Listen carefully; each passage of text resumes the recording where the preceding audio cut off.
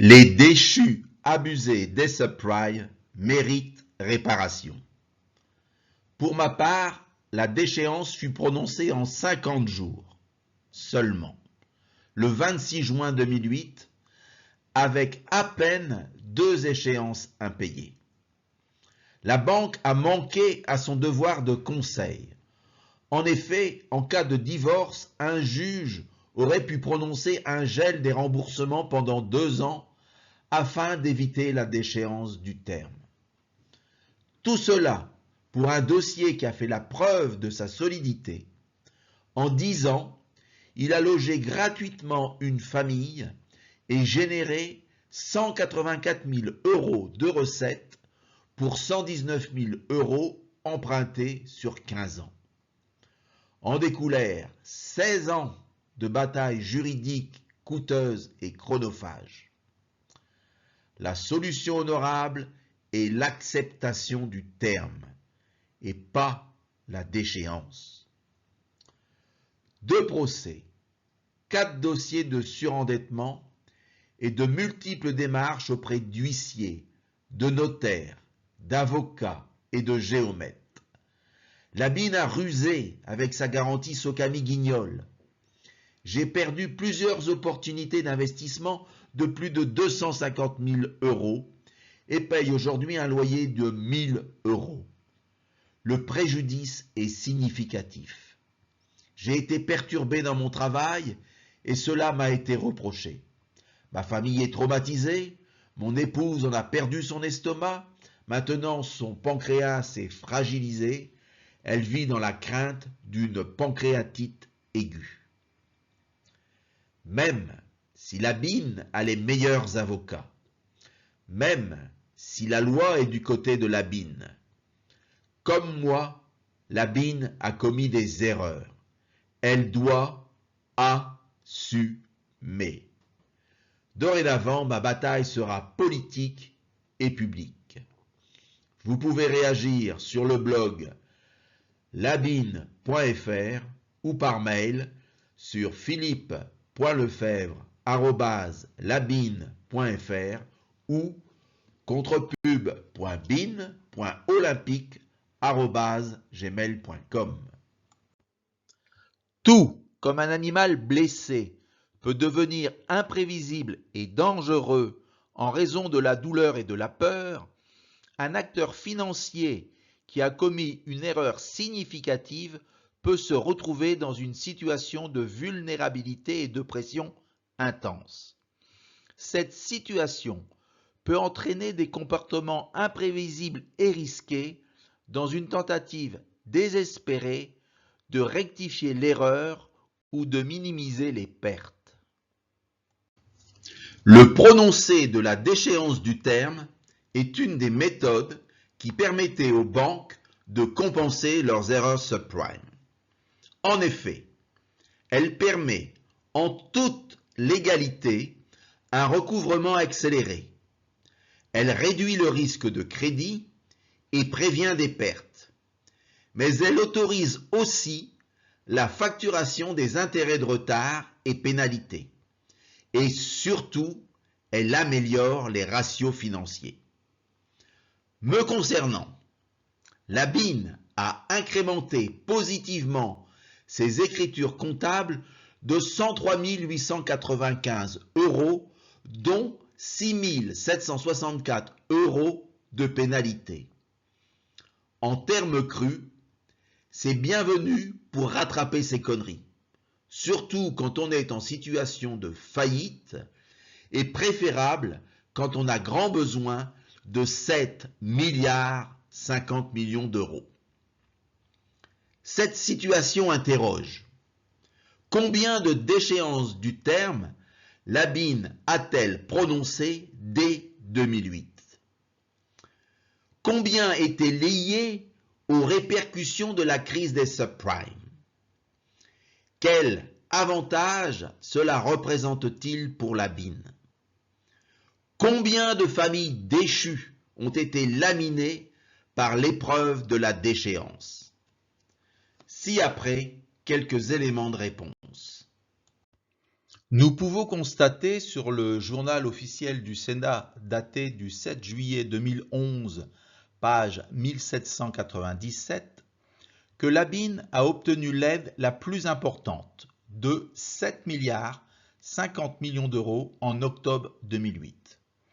À elle seule, elle a accaparé 35,70% de l'aide totale. De plus, c'est elle qui a remboursé en dernier, le 19 mai 2011, après 32 mois. Tout cela démontre la grande fébrilité de la BIN. 6 juin, graphique Banque de France sur les dépôts de dossiers de surendettement de 2005 à 2023. Nous pouvons constater une progression des dossiers en 2008, en pleine crise des subprimes. Ils explosent en 2009 et aboutissent à des maxis en 2011 et 2014. De 2014 à 2020, la courbe s'infléchit, pour ensuite reprendre un ton haussier modéré à cause de la crise du Covid puis de la guerre en Ukraine. Comment faire la différence entre les gens abusés par des déchéances du terme et des gens qui se sont retrouvés en difficulté pour d'autres raisons à partir de 2007. Ci-dessous, caractéristiques de l'endettement immobilier en 2023. Source Banque de France.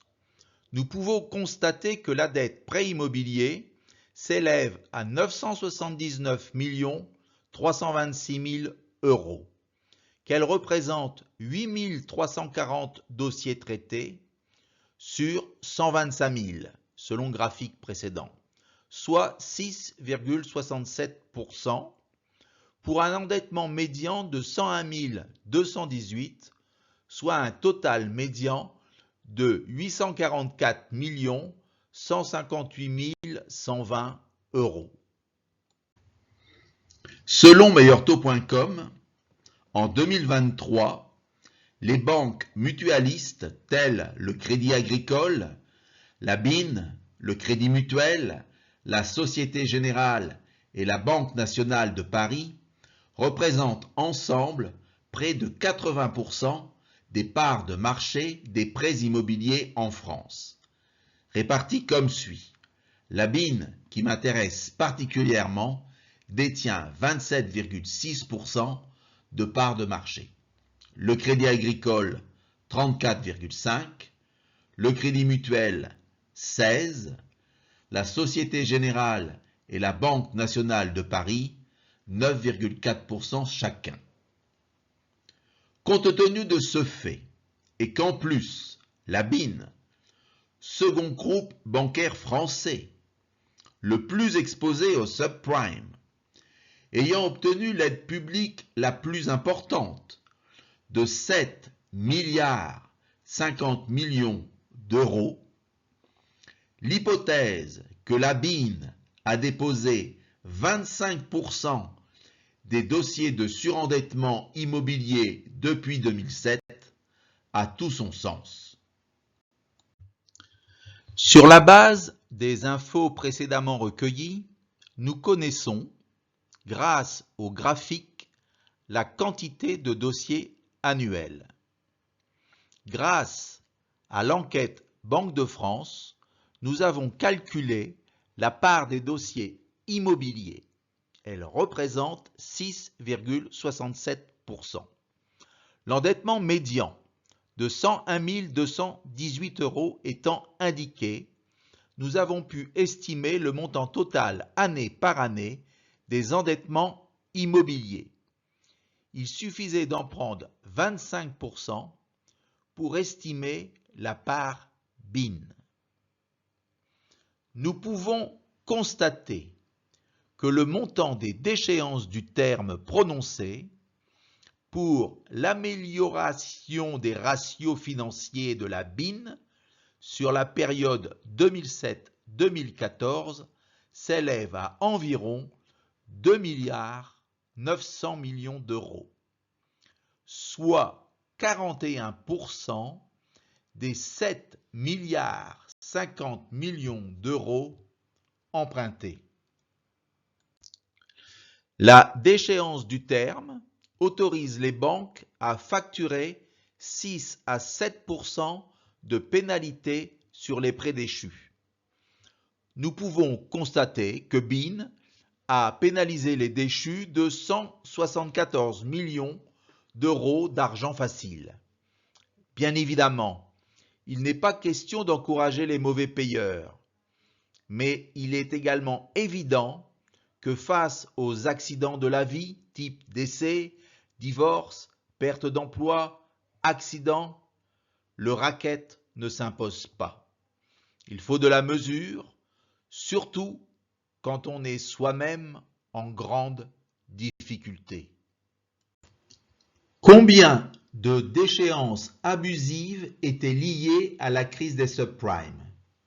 Pour répondre à cette question, notons que sans Covid et sans guerre en Ukraine, l'année normale est 2020. Faute de chiffres, nous utiliserons à l'avantage de la BIN ceux de 2023 en soustrayant des montants des dossiers déposés de 2007 à 2014 la somme référence 2023 de 211 040 pour chiffrer l'effet subprime.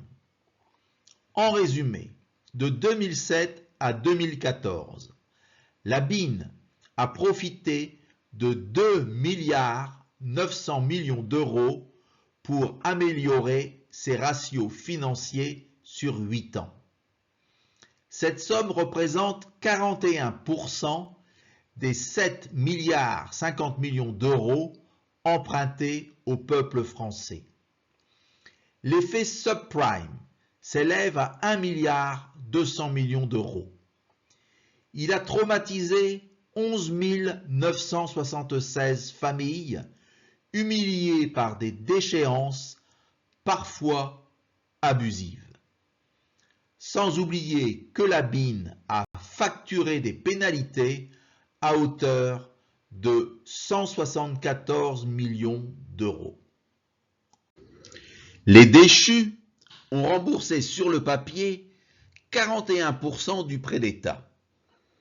Presque 12 000 familles ont été laminées par la dure épreuve de la déchéance du terme subprime. Ont-elles vraiment été prononcées justement?